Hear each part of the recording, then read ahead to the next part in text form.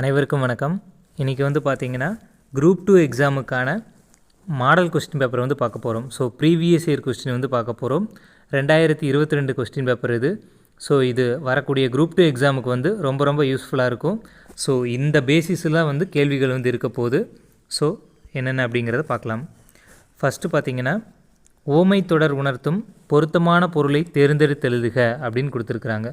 உள்ளங்கை நெல்லிக்கனி போல அப்படின்னா இதற்கு என்ன ஓமை அப்படின்னு கேட்டிருக்கிறாங்க. ஸோ வெளிப்படைத்தன்மை அப்படிங்கிறது குறிக்கும். ஸோ உள்ளங்கையில் வந்து நெல்லிக்கனி வச்சோம்னா எப்படி வெளிப்படையாக தெரியும் இல்லையா? ஸோ அதை வெளிப்படைத்தன்மைக்காக. அதே மாதிரி நெல்லிக்காய் மூட்டையை கொட்டினார் போல அப்படின்னா என்னென்னா ஒற்றுமையின்மை அப்படிங்கிறத பொருளை குறிக்கும். அதே மாதிரி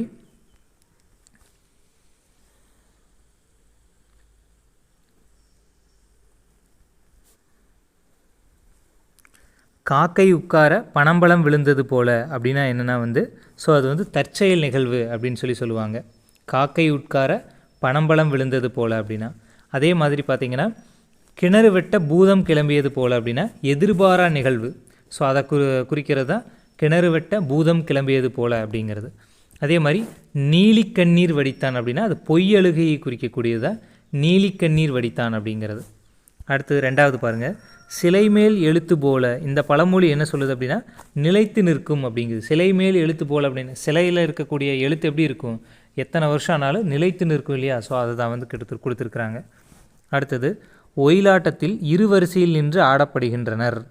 இந்த தொடரில் செயற்பாட்டு வினை தொடர் எது அப்படின்னு கேட்டிருக்கிறாங்க. ஸோ தன்வினை, செய்வினை, செயற்பாட்டு வினை, பிறவினை, இந்த மாதிரி வந்து பார்த்திங்கன்னா இந்த டாப்பிக்லேருந்து கண்டிப்பாக வந்து 2 கேள்வி அல்லது 3 கேள்வி வரைக்கும் கேட்குறாங்க. ஸோ இதில் செயற்பாட்டு வினை கேட்டிருக்கிறாங்க. ஒயிலாட்டம் இரு வரிசையில் நின்று ஆடப்படுகிறது, இதுதான் வந்து செயற்பாட்டு வினை. அடுத்தது மாலதி மாலையை தொடுத்தாள் அப்படிங்கிறது இது எவ்வகை வாக்கியம் அப்படின்னு கேட்டிருக்கிறாங்க. இது வந்து ஒரு செய்வினை.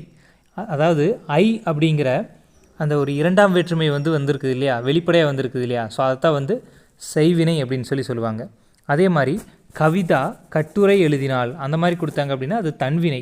ஸோ செய்வினையை வந்து செயற்பாட்டு வினையாக வந்து மாற்ற முடிஞ்சிச்சு அப்படின்னா அதை வந்து அந்த வார்த்தையை வந்து நம்ம வந்து செய்வினை அப்படின்னு சொல்லலாம். மாற்ற முடியல அப்படின்னா வந்து தன்வினை அப்படின்னு சொல்லலாம்.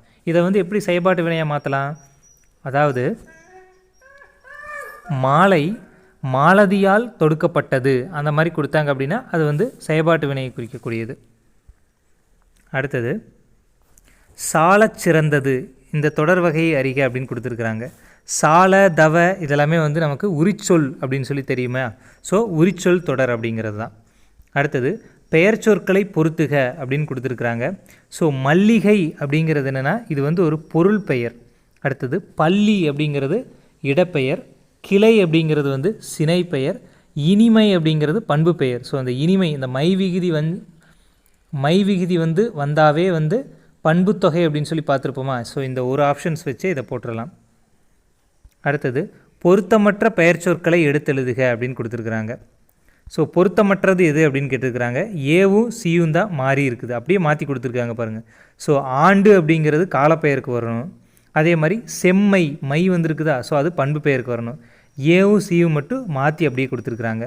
ஸோ கண் அப்படிங்கிறது உறுப்புக்களை வந்து எல்லாமே சினை பெயர் அப்படின்னு சொல்லுவாங்க. அப்போ கண் அப்படிங்கிறது சினை பெயரில் வரும். அதே மாதிரி ஆடுதல் இல்லில் முடிஞ்சிருக்குதா, அப்போ அது தொழில் பெயர். ஸோ இது 2 கரெக்டாக கொடுத்துருக்குறாங்க. ஏவும் சியும் மட்டும் அப்படியே மாற்றி கொடுத்துருக்குறாங்க. அடுத்தது கேள் என்னும் வேர்ச்சொல்லின் வினையச்சத்தை தேர்ந்தெடுத்து எழுதுக. ஸோ அதே மாதிரி இந்த வேர்ச்சொல்லிருந்து வந்து பார்த்திங்கன்னா 3 to 4 கேள்விகள் வந்து கேட்குறாங்க. ஸோ இந்த கேள் அப்படிங்கிற வேர்ச்சொல்லுக்கான வினையச்சம் கேட்டுக்கிறாங்க. கேட்டு ஊழ முடிஞ்சு அப்படின்னா அது வினையச்சம். அதே வந்து கேட்ட அப்படின்னு சொன்னாங்கன்னா அது பெயரச்சம். அதே வந்து கேட்டான் அப்படின்னு வந்துச்சுன்னா அது வந்து வினைமுற்று. கேட்டல் அப்படின்னு வந்துச்சுன்னா அது தொழில் பெயர். அடுத்தது தனிந்தது என்ற சொல்லின் வேர்ச்சொல்லை எடுத்தெழுதுக அப்படின்னு கேட்டிருக்கிறாங்க. தனிந்தது என்ற சொல்லின் வேர்ச்சொல் என்னென்னா தனி அப்படிங்கிறதான். ஸோ வேர்ச்சொல் எப்பவுமே வந்து பார்த்திங்கன்னா ஒரு கட்டளை பொருளாக தான் வரும், கட்டளை இடுற மாதிரி தான் இருக்கும் அந்த வேர்ச்சொல் அப்படிங்கிறது. அதே மாதிரி இதில் வந்து பார்த்திங்கன்னா தனிந்த அப்படின்னா அது பெயர் சொல், தனித்து அப்படின்னா வந்து வினையச்சம். அடுத்தது தருக என்ற சொல்லின் வேர்ச்சொல்லை கண்டறிந்து எழுதுக அப்படின்னு கொடுத்துருக்குறாங்க.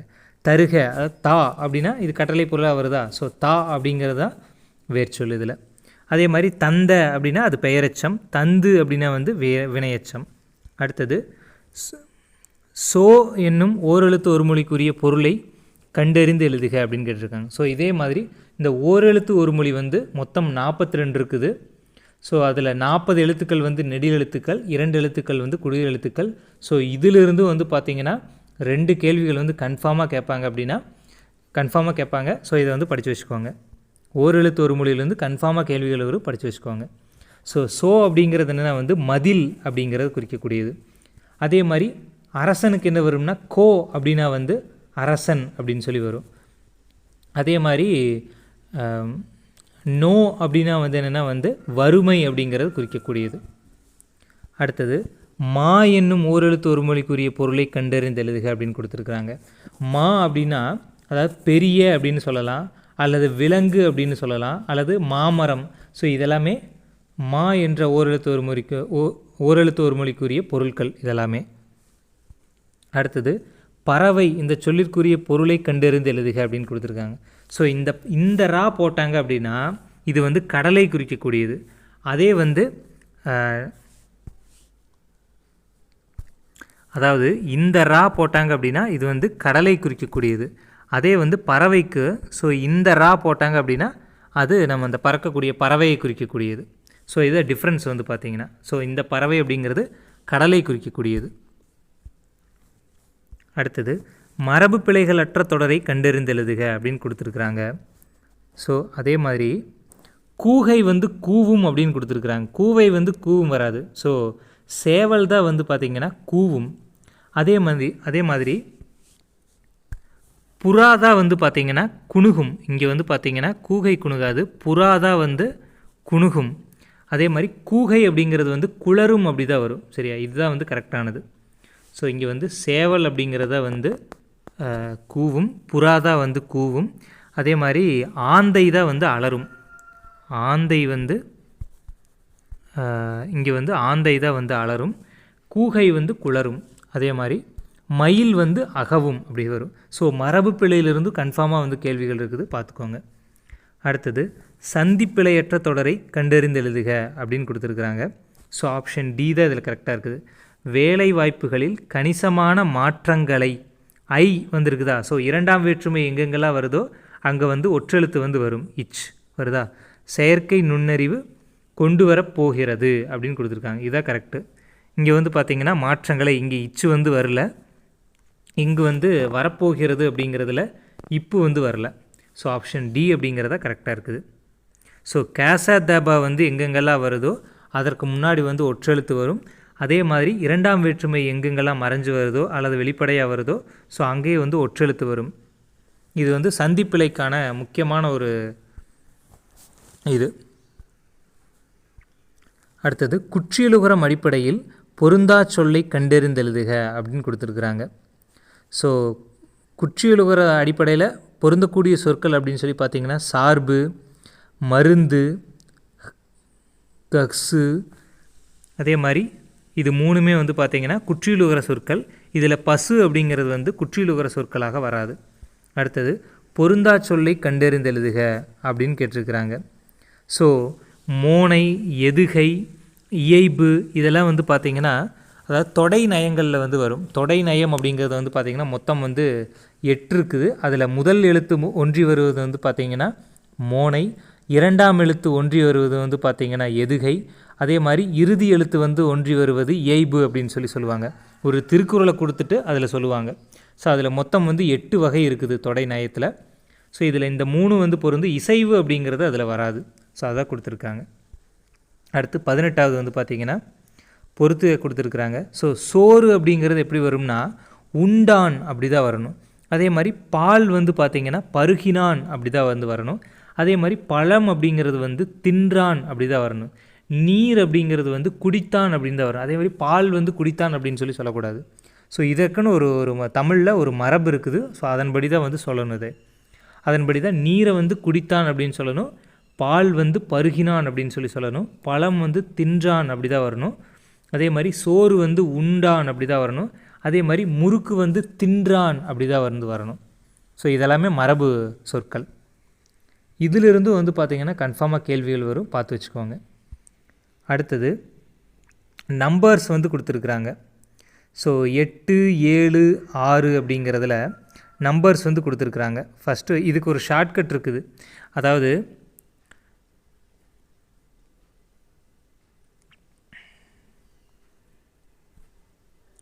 கடலை உருண்டையை நன்கு சுவைத்து ருசித்து சாப்பிட வேண்டுமென அம்மா கூறினாள் அப்படிங்கிற மாதிரி ஒரு வரும். ஸோ 10 நம்பருக்குமே வந்து அது ஒரு ஷார்ட்கட்டு இந்த இது. ஸோ இதில் வந்து பார்த்திங்கன்னா 1, 2, 3, 4, 5, 6, 7, 8, 9. ஸோ இந்த 9 நம்பருக்குமே வந்து பார்த்திங்கன்னா இதுலேயே வந்து இருக்குது.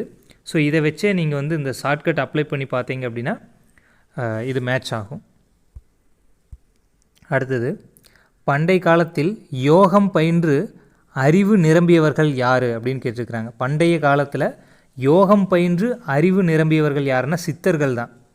ஸோ ஆழ்வார்கள், நாயன்மார்கள், புலவர்கள் இந்த மாதிரி ஒரே மாதிரி கொடுத்துருக்குறாங்க பார்த்தீங்களா, கன்ஃபியூஸ் பண்ணுற மாதிரியே. ஸோ சித்தர்கள் தான் வந்து வருவாங்க. அடுத்தது உழவர் பாட்டு என்று அழைக்கப்படும் நாட்டுப்புற பாட்டு எது அப்படின்னு கேட்டிருக்கிறாங்க. உழவர் பாட்டுனாலே வந்து பார்த்திங்கன்னா பல்லுப்பாட்டு அப்படின்னு சொல்லுவாங்க. அடுத்தது வரதன் என்ற இயற்பெயரை கொண்டவர் யார் அப்படின்னு கேட்டிருக்கிறாங்க. வரதன் என்ற இயற்பெயர் கொண்டவர் வந்து காளமேக புலவர் தான். இவருடைய பேர் தான் வந்து வரதன் அப்படின்னு சொல்லுவாங்க. இவர் தான் வந்து ஆசுக்கவி, வசைக்கவி என்றெல்லாம் அழைக்கப்படுறாரு. இவருடைய இயற்பெயர் தான் வந்து வரதன் அப்படின்னு சொல்லுவாங்க. அடுத்தது மரமும் பழைய குடையும் இதனுடைய ஆசிரியர் யார் அப்படின்னு கேட்டிருக்கிறாங்க. ஸோ அழகிய சொக்கநாத புலவர். இவரும் வந்து பார்த்திங்கன்னா வசைப்பாடுவதில் வல்லவர் தான், அழகிய சொக்கநாத புலவர். இவர் பிறந்த ஊர் வந்து தச்சநல்லூர் அப்படின்னு சொல்லுவாங்க. இதையுமே வந்து பார்த்திங்கன்னா குரூப் 4 எக்ஸாமில் ஒரு கேள்வியை கேட்டிருக்கிறாங்க, அழகிய சொக்கநாத புலவர் பிறந்த ஊர் என்ன அப்படின்னு சொல்லி. மரமும் பழைய குடையும் அப்படிங்கிறது இவருடைய நூல்கள் தான். அடுத்தது நீலப்பொய்கையின் மிதந்திடும் தங்கத்தோணிகள் இந்த கூற்று யாருடையது அப்படின்னு கேட்டிருக்கிறாங்க. அர்ச்சுனன் கூற்று. நீலப்பொய்கையின் மிதந்திடும், சரியா, நீலப்பொய்கையின் மிதந்திடும் தங்கத்தோணிகள் இந்த கூற்று யாருடையதுன்னா அர்ச்சுனன் கூற்று. இது வந்து பார்த்திங்கன்னா பாஞ்சாலி சபதம் நூலில் வரும்னு நினைக்கிறேன் இது வந்து. அடுத்தது உலகம், உயிர், கடவுள் ஆகிய மூன்றையும் ஒருங்கே காணும் காவியம்தான் பெரிய புராணம் என்று கூறியவர் யார் அப்படின்னு கேட்டிருக்கிறாங்க. ஸோ திருவி கல்யாண சுந்தரனார். திருவிக்காக தான் வந்து இந்த ஸ்டேட்மெண்ட்டை சொல்லியிருப்பார். பெரிய புராணத்தை வந்து பார்த்திங்கன்னா உலகம், உயிர், கடவுள் ஆகிய மூன்றையும் ஒருங்கே காட்டும் காவியம் அப்படின்னு சொல்லி பெரிய புராணத்தை புகழ்ந்திருப்பார் திருவிக்கா. இந்த பெரிய புராணத்தை எழுதுனது யாருன்னு பார்த்தீங்கன்னா சேக்கிலார். இவருடைய பேர் வந்து அருண்மொழித்தேவர் அப்படின்னு சொல்லுவாங்க. 63 நாயன்மார்களையும் 9 தொகையடியார்களையும் சேர்த்து மொத்தம் வந்து 72 சிவனடியார்களை பற்றி இந்த நூல் வந்து குறிப்பிட்டிருக்கும். அடுத்தது சரியான கூற்றுகளை தேர்வு செய்க. இளங்கோவடிகளை பற்றி கொடுத்துருக்குறாங்க. ஸோ இவர் வந்து ஒரு சேர மரபை சேர்ந்தவர், கரெக்டு தான். இவர் தான் வந்து பார்த்திங்கன்னா சேரன் செங்குட்டுவனுடைய தம்பி அப்படின்னு சொல்லுவாங்க இவரை. அதனால் இவர் வந்து சேர மரபை சேர்ந்தவர். இவர் வந்து சிலப்பதிகாரத்தை இயற்றியவர், கரெக்டு தான். ஸோ அடிகள் நீரே அருள்க என்ற கூற்றுக்குரியவர், இதுவும் கரெக்டு தான். ஸோ நாட்டுதும் யாமோர் பாட்டுடை செய்யுள் என்று கூறியவர் இவர் தான். ஸோ அனைத்தும் சரி அப்படிங்கிறத கரெக்டு. அடுத்து 27வது சிலப்பதிகாரமும் மணிமேகலையும் இரட்டை காப்பியங்கள் என்று அழைக்கப்படுது, கரெக்டு தான். கூற்று 2 சிலப்பதிகாரம், மணிமேகலை ஆகிய இரண்டுமே 30 காதைகளை கொண்டுள்ளது அப்படின்னு கொடுத்துருக்காங்க, கரெக்டு தான். ஸோ சிலப்பதிகாரத்துலேயும் 30 காதைகள் தான் இருக்கும், மணிமேகலையிலையும் 30 காதைகள் தான் இருக்கும். இரண்டுமே சரி. அடுத்தது வாணிகம் செய்வோருக்கு வாணிகம் பேணி பிறவும் தமபோல் செய்யின். இந்த திருக்குறள் உணர்த்தக்கூடிய கருத்து எது அப்படின்னா வந்து நேர்மையை குறிக்கக்கூடியது. ஸோ வணிகர்களுடைய நேர்மையை குறிக்கக்கூடிய ஒரு குறளாக தான் திருவள்ளுவர் வந்து இது எழுதியிருப்பார். வாணிகம் செய்வோருக்கு வாணிகம் பேணி பிறவும் தமபோல் செய்யின் என்று வணிகர்களுடைய நேர்மையை பற்றி சொல்லியிருப்பார். ஸோ அடுத்து வந்து பார்த்திங்கன்னா கூற்று 1 ஏறெழுபது 11 கீழ்கணக்கு நூல்களில் ஒன்று அப்படின்னு கொடுத்துருக்குறாங்க. ஏறெழுபதை பாடியவர் கம்பர் அப்படின்னு கொடுத்துருக்குறாங்க. ஸோ ஏறெழுபது அப்படிங்கிறது வந்து இது வந்து கம்பருடைய தனிப்பட்ட நூல். ஸோ கம்பராமாயணம் வந்து 14 கீழ்கணக்கு நூல்களில் வராது. ஸோ இது வந்து தப்பு. ஏறெழுபது அப்படிங்கிறத பாடினது கம்பர் தான். ஸோ கூற்று 2 மட்டும்தான் கரெக்டு.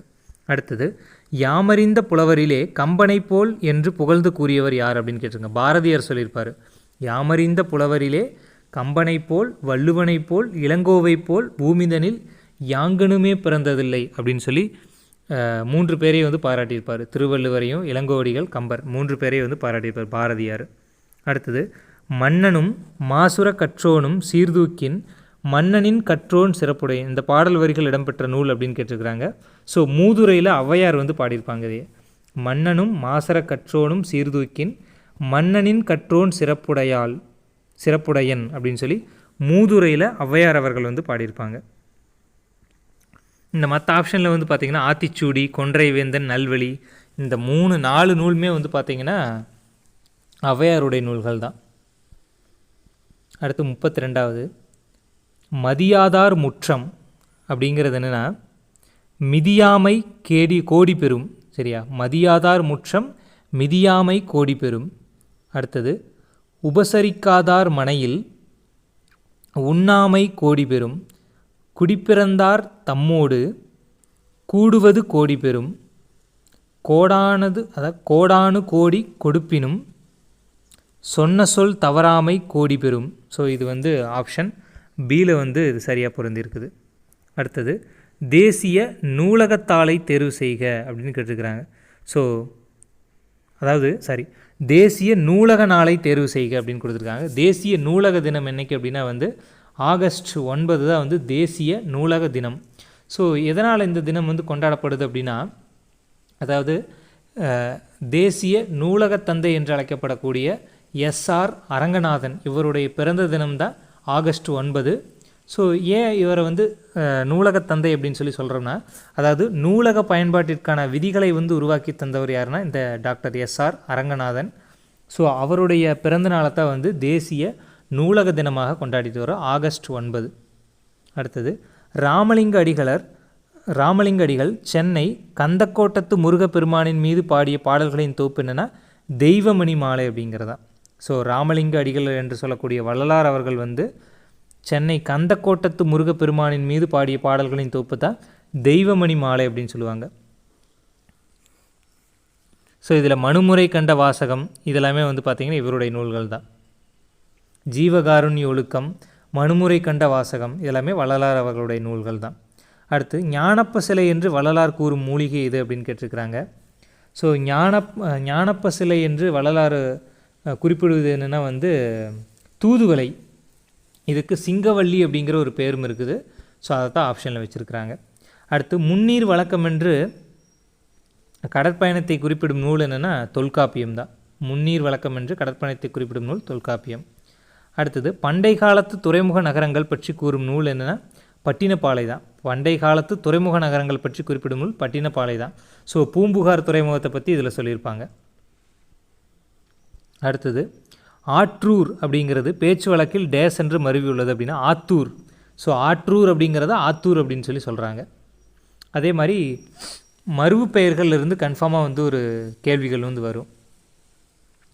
ஸோ கும்பகோணத்தை வந்து குடந்தை அப்படின்னு சொல்லி சொல்லுவாங்க. அதே மாதிரி புதுகை அப்படின்னா வந்து புதுக்கோட்டை அப்படின்னு சொல்லி மாறி இருக்கும். அதே மாதிரி கோவன் புதூர் அப்படிங்கிறது வந்து கோவை அப்படின்னு சொல்லி மாறி இருக்கும். மருவு பெயர்லேருந்து கன்ஃபார்மாக வந்து கேள்விகள் வந்து வரும். அடுத்தது, பள்ளிகளில் மதிய உணவு திட்டத்தை கொண்டு வந்தவர் யார் அப்படின்னு கேட்டிருக்கிறாங்க. ஸோ பெருந்தலைவர் காமராஜர் அவர்கள் தான் மதிய உணவு திட்டத்தை கொண்டு வந்திருப்பார். அதே மாதிரி சத்துணவு திட்டம் அப்படின்னு சொல்லி மாற்றிருப்பார். யாருன்னா எம்ஜி ராமச்சந்திரன், எம்ஜிஆர் அவர்கள். இப்பொழுது வந்து பார்த்திங்கன்னா மு.க. ஸ்டாலின் அவர்கள் வந்து காலை உணவு திட்டம், அதை காலை சிற்றுண்டி அப்படிங்கிற பேரில் வந்து கொண்டு வந்திருப்பாங்க. அடுத்தது, தமிழ் செய்யுள் கலம்பகம் என்னும் நூலை எழுதுனது யாருன்னா ஜியு போப். ஸோ இவர் வந்து பார்த்திங்கன்னா தன்னுடைய கல்லறையில் வந்து பார்த்திங்கன்னா இங்கே ஒரு தமிழ் மாணவன் உறங்கி கொண்டிருக்கிறான் அப்படின்னு சொல்லி எழுதணும் அப்படின்னு சொல்லி உயில் வந்து எழுதி வச்சுருப்பார். இவருடைய கல்லறையில் வைக்கணும் அப்படின்னு சொல்லி உயிர் எழுதி வச்சுருப்பார். ஸோ இவரை இறந்ததுக்கப்புறம். அடுத்தது 41, வீருடை செம்மொழி தமிழ்மொழி உலகம் வேரூன்றிய நாள் முதல் உயிர்மொழி என்று தமிழின் பெருமையை பறைசாற்றியவர் யாருன்னா பாவலரேறு பெருஞ்சித்திரனார். ஸோ இவர் தான் வந்து சொல்லியிருப்பார். அதாவது தமிழ் மொழியை வந்து பார்த்திங்கன்னா வீருடை செம்மொழி தமிழ்மொழி உலகம் வேரூன்றிய நாள் முதல் உயிர்மொழி என்று தமிழின் பெருமையை வந்து பாராட்டியிருப்பார் பாவலரேறு பெருஞ்சித்திரனார்.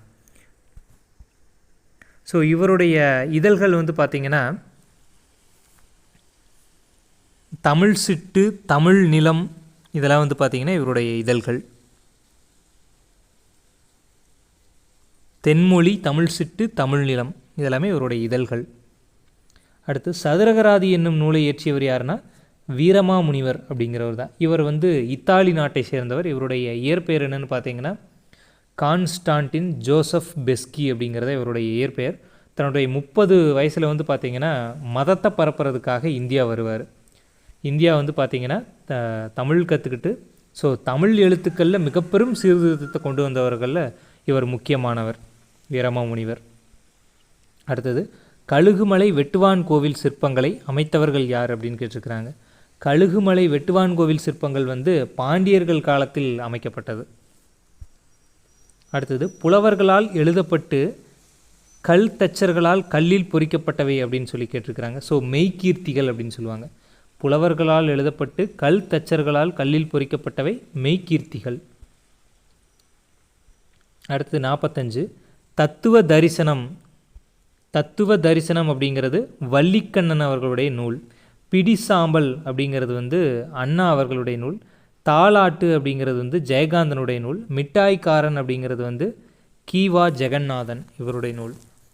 மிட்டாய்க்காரன் அப்படிங்கிறது கீவா ஜெகநாதன் இவருடைய நூல். Option D.